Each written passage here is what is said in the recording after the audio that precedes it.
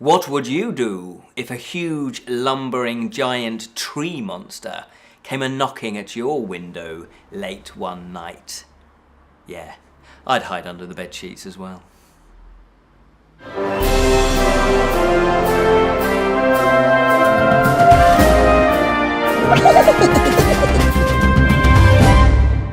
Hello and welcome to the Friday Fantasy Show from the Bottled Imp, exploring the realms of fantasy. My name is Ken Boyter and today we are taking a look at A Monster Calls. And I don't mean as in on the telephone. Well, I don't know, it might be. Hey, it's not though. He doesn't call on the telephone. This is a novel. It's a children's fantasy novel and it's by Patrick Ness.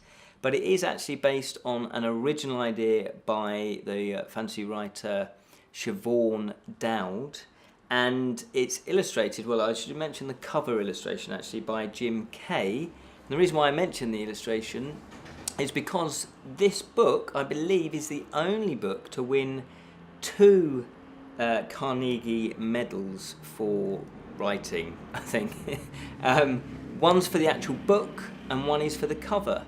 But it's not this particular cover, it was actually the hardback cover when it came out. It did look amazing. Anyway, let's see if the book is amazing. A Monster Calls, published in 2011 by Walker Books. The setup is quite a heavy setup actually. It's about a boy who, his name is Conor actually, and he is struggling to come to terms with his mum who has cancer. Well, he's actually struggling obviously to come to terms with his mum's cancer. She has been diagnosed with terminal cancer and the novel actually opens up, it's already happened, all that diagnosis has already happened, so they're living with it and it seems like they've been living with it for, you know, X amount of time, so it's in their life already and it's basically Conor coping with that and obviously the mum coping with it as well, but it's all obviously done through Conor's eyes. And what happens is one night about, I think it's 7 minutes past 12 at night, he wakes up because he hears this scratching noise at the window and he looks out and it's this big tree monster. And so he obviously is a bit freaked out by that and the tree monster then, you know, starts interacting with him, starts talking to him. And at first obviously he's quite scared, but then as the tree monster talks to him he realises, you know, he's not nothing to be scared of. And the actual story cuts then between interactions between the tree monster and actual the present day and him living his life and going to school and coping, as I say, with his mum's cancer. So it's got that element of magical realism, that element of fantasy in there, but you're never 100% sure. It's very well written in terms of you're never 100% sure whether it's him actually dreaming it or not. But there are a few clues, because in the morning he obviously thinks it's genuine, but then he kind of thinks, well, hang on, this is crazy, it's got to be a dream or a nightmare. But then he finds little evidence that, you know, of what's happened the night before. So it's very clever in the way that it leads you up the garden path and then, you know, you turns you the other way and you think, oh, actually, could it be real? Could it not be real? And the book was, as I say, originally the idea was from Siobhan Dowd, who did have cancer while she was writing this. She was diagnosed with cancer as she was writing this. And unfortunately, she did die before she could start writing it. She'd planned it all out. She had the idea. And unfortunately, you know, she didn't make it in terms of, you know, being able to finish the novel. So Patrick Ness was asked to step in and complete the novel. And you imagine that as a writer, that what a responsibility that would have. But he steps forward and does, you know, live up, I think, to what Siobhan would have wanted. And he basically said that he was just following the process that Siobhan would have wanted. He said he still had to write the novel that he would write because otherwise, you know, you can't, it's very difficult to imitate someone else's writing and get the feel of what they're trying to say. But he obviously used all the notes and all the background information in the actual story from Siobhan and tried to go through her process. And I think what we've got here then is somebody that's taken on a novel, somebody else's idea, but actually totally respected what they were trying to do. And there's various themes that run through this novel, one of which is helplessness. It's very apparent early on that Conor is totally helpless in this situation, and all of us are. You know, if your mum or anyone you know has been diagnosed with cancer, or even yourself, then what can you do about it? It's very, very, you know, challenging, and that helplessness can come out in all sorts of ways. It leads on to frustration, it leads on to anger, and especially suppressed anger, and then consequently that leads on to how do you actually deal with your emotions? How do you deal with such powerful and raw emotions in your everyday life? And as you can imagine, Conor, he can't actually cope, and his mum is really trying bravely to cope and to pull things together, and their relationship is really beautiful. Actually, it's such a loving relationship, and you can just sense the sense of sadness that the mother has, the sense of inevitability that this is going to have, the sense of, again, helplessness. And it's almost she's you know, got terminal cancer. She's resigned herself, and you can just feel the tragedy and the fact that she has got to leave her son, and how will he cope? And the father actually doesn't live with them. The father's a bit distant, and again he's angry at his father. And so how does Conor cope with all this situation going on? And he copes probably how all of us would cope, certainly at that age, through anger, through destruction, through it builds and builds and builds. And there is a scene actually where he just explodes. Now, where does the monster come in all of this?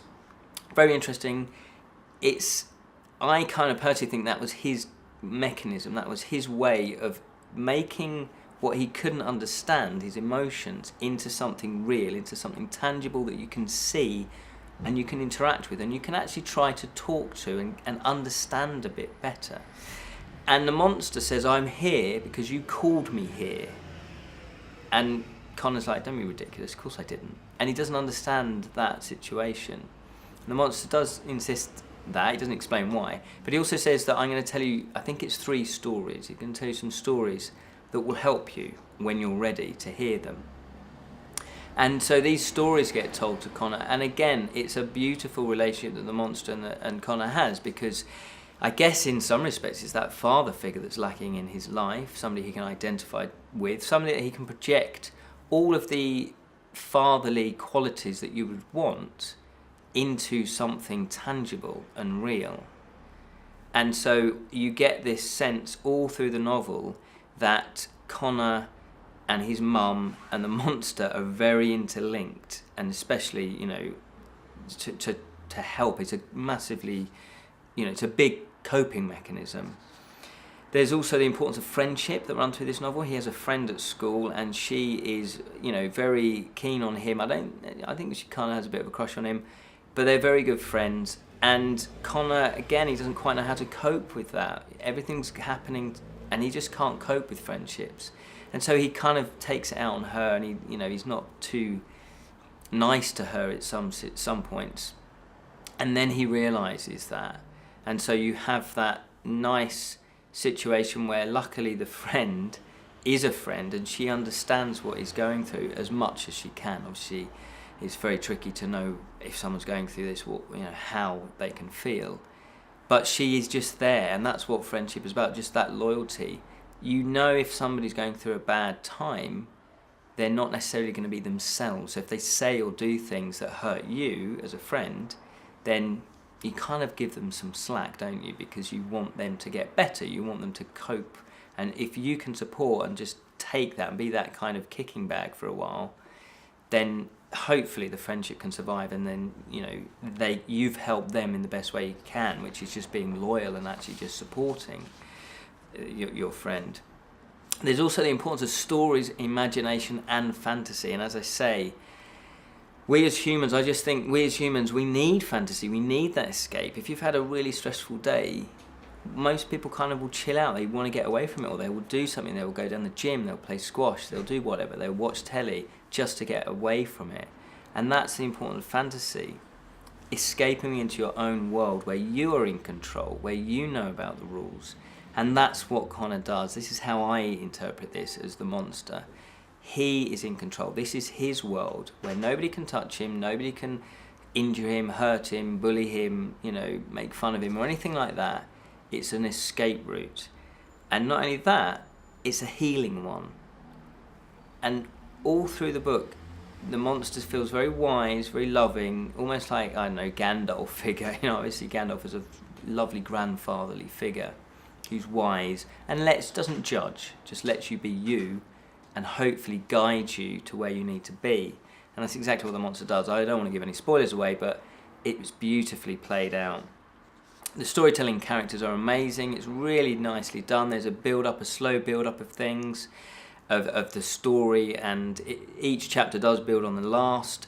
And the characters between the mother, as I say, the mother and the monster, Conor and his friend, and the father dips in every now and again, just so real. It feels very real, and I really was moved by this. I actually did cry towards the end because it's such an uplifting story, even though it's dealing with a very heavy subject.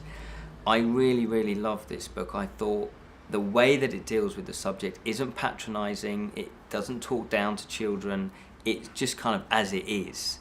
It's very raw in places, but it's a safe story, if you see what I mean. That's why we like horror stories, because it's safe. You can be scared, but you're actually ultimately in a safe environment.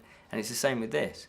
So, dare I say it, if you do have somebody that is going through this may help them deal with their emotions and deal with the frustration and the anger and the why does this have to happen.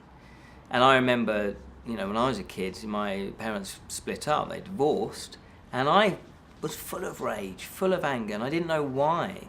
And I used to go into the living room, I laugh now, but back then, I used to go into the living room and literally just clear the coffee table off. I was that angry for no reason, or as I thought, no reason. Just go in and smash everything off the coffee table.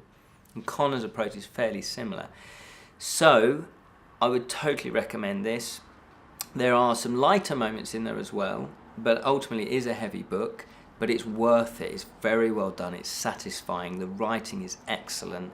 And I know that, if you're trying to take on someone else's story like Patrick had to, I've got a feeling that Siobhan would be very, very proud of this and very happy that the book has turned out like this.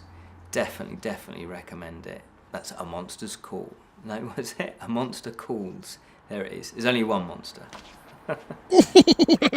A Monster Calls. There we go. I got a bit serious in this review, but I think it warranted it. This is a serious book, but there's a lot in there, and it's the sort of book that you could go back and read over the years and still get something from it.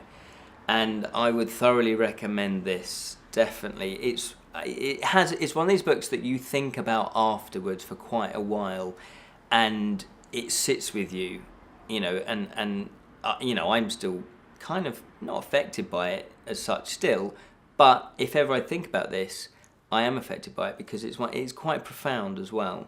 It's a beautiful book. Definitely recommend this. Hopefully you've enjoyed the review. We do have lots of others, so you can check them out as well. And we also do a Wednesday news show, happily entitled The Wednesday... No, it's not. What's it called? It's called the Fantasy News Show. Of course it is. Please subscribe if you haven't done so already. Until next time, fellow imps, remember to keep it unreal, especially if a tree monster calls.